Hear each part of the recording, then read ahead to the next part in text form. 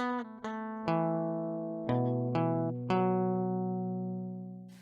everybody, I'm James and this is my Spitfire's fuel tank.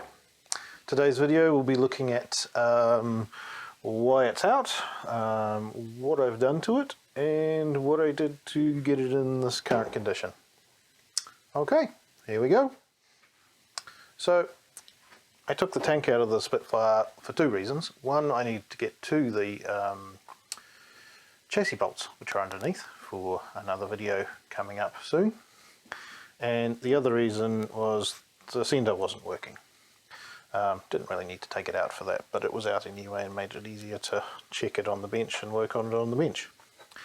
So when I got this out, I realised it's all complete and all seems to be fine.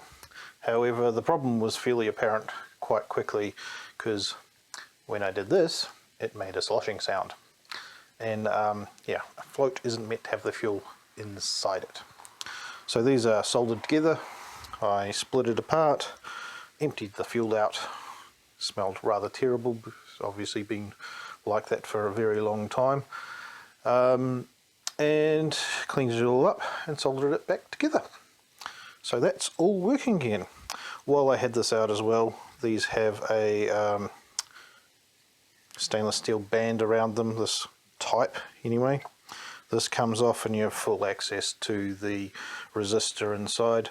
I made sure while I had it out to give that a little bit of a fine touch up with a needle file. So I basically gave a very light file to the element, and the way to check it is find yourself an analog multimeter, one with a needle that actually moves rather than a digital one. Some of the digital ones you can do this on with pseudo analog gauges, but it's much easier with something with a real needle. And you just very slowly, with it connected, measuring the resistance, move the arm back and forth and look for any points where the needle flicks back. And once you get rid of all those with, once again, yeah, very light filing or sanding, because the wire for the resistance is very fine, so you don't, if you go too far, the whole thing's buggered. So very careful if you're doing this yourself, if you haven't done this sort of work before. But yeah, I managed to sort all that out, so that's all ready to go back in. We have a new washer to go in. That goes in here like so.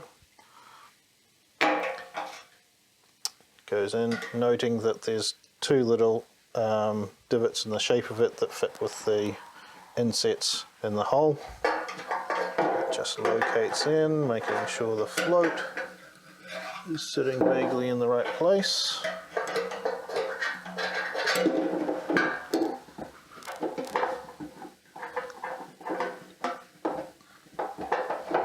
Sometimes easier said than done. There we go. And then you have this locking ring, which slots in like so. Has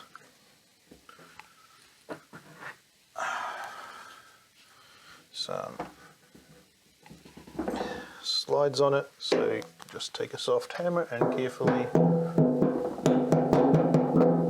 knock that round.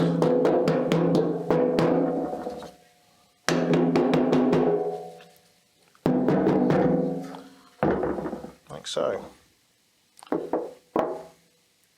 I'll tighten that up properly later with a punch, but you get the idea. So while I had the fuel tank out, one thing I like to do with stuff like this is give it a proper tidy up while it's out of the car. So to do that, my methodology, and I'm no expert at this, but it works for me. I started with a wire brush. I cleaned off all the crap and paint and all the surface rust that was there. There was no significant rust on this tank. There was some very minor pitting, but only to the point where I could actually get rid of it with the wire brush. With that all done, all cleaned down to bare metal, the narrow pieces around where the filler neck is, I did also a tack with a Dremel grinding attachment very lightly just to get right into those bits and get rid of all the rust. But because you can never get rid of everything down to microscopic size, and I want to get all the rust gone as much as I can, I then hit it with rust converter. I'm not sponsored by any of these products, by the way, but as you can imagine, I've only just started this channel. This is a really good rust converter that I use. It's freely available, I'm sure, most places around the planet, being CRC. But yeah, it's a good product, just sprays on. I generally chuck on one coat of that and then just touch up any bits that have some extra rust or are looking pretty light. What happens with this as it goes on, if you haven't used a rust converter before, goes on, this one like a mini dries to a blackish purple.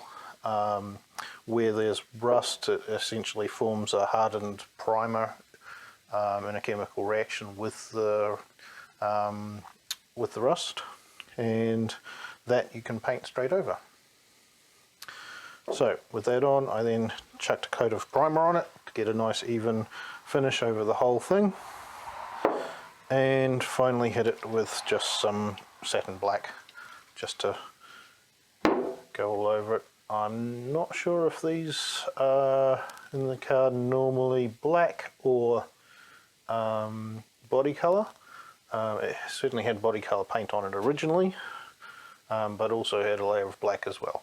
So I'm not sure what it's meant to look like, but black will do for now because I still haven't chosen what colour the car's going to be anyway.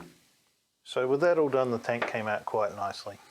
One other thing I did, could have probably done this before I started, but I figured everything seemed relatively good condition, is I did a pressure test. And to do that, with the limited tools I have in my little garage, I just found a 50mm bath plug down the hardware store, sealed up the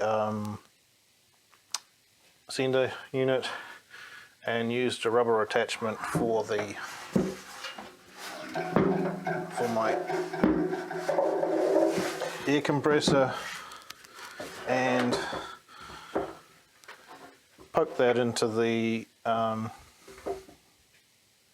where the fuel pipe goes, and just with some light pressure, I think I had the gauge set to about 20 psi, and I certainly wasn't even going to pump it up to that, just a few squirts with the gun on the air compressor, holding it in there to hold the pressure.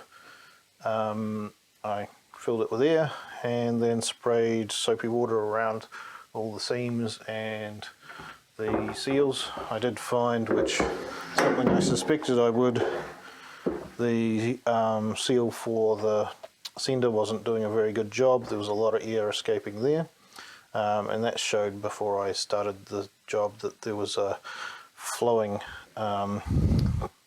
area of rust coming down from the sender where obviously fuel had leaked in the past.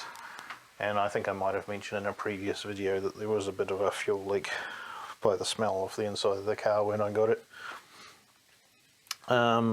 So yeah, that was actually solved just by tightening this pressure ring a bit more. Obviously in the past it hasn't been done up properly. So yeah, that's all now ready to go back in the car. Right, that's it for this video. Like, comment, subscribe, and yeah, I'll try and get back to you as soon as I can if you have any questions or anything like that. Also hit that bell icon, because as everybody says, that's the thing that really kicks the YouTube algorithm into life. I'll have another couple of videos coming up soon. Have a good day.